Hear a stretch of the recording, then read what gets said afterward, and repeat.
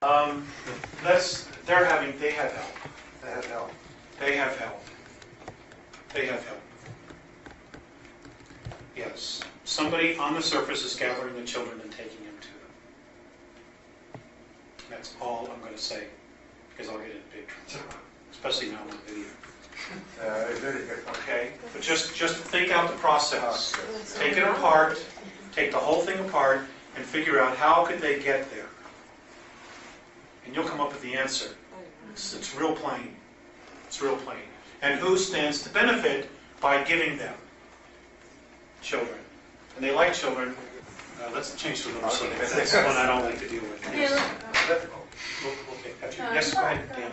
I wanted to go a little bit into the polarities, the negative, positive. I was curious, why is the negative required to have the positive and vice versa? I noticed when you had the 12th frequency or level, that it was simply the positive.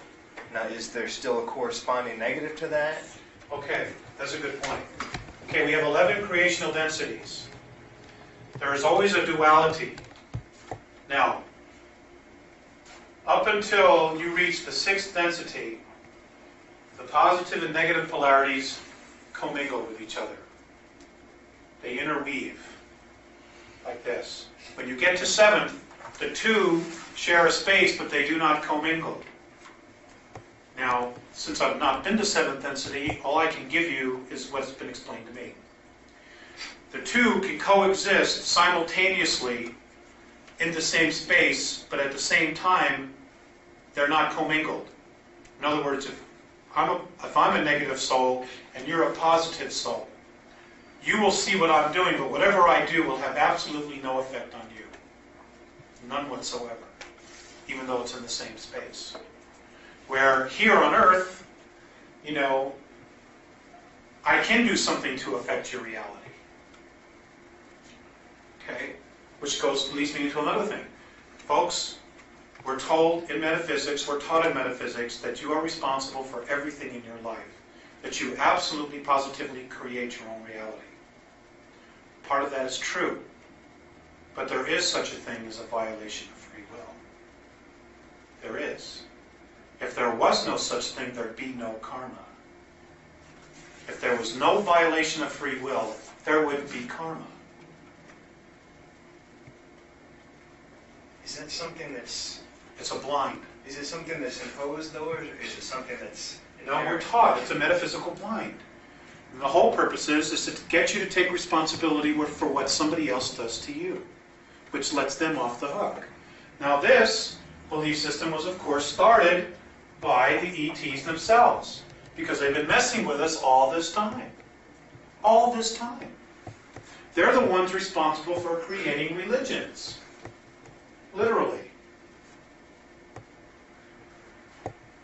Literally. And it was to divide and separate us. At one time, we all spoke the same language on the planet. And the last time we all spoke the same language, the language was the Tamil language of India.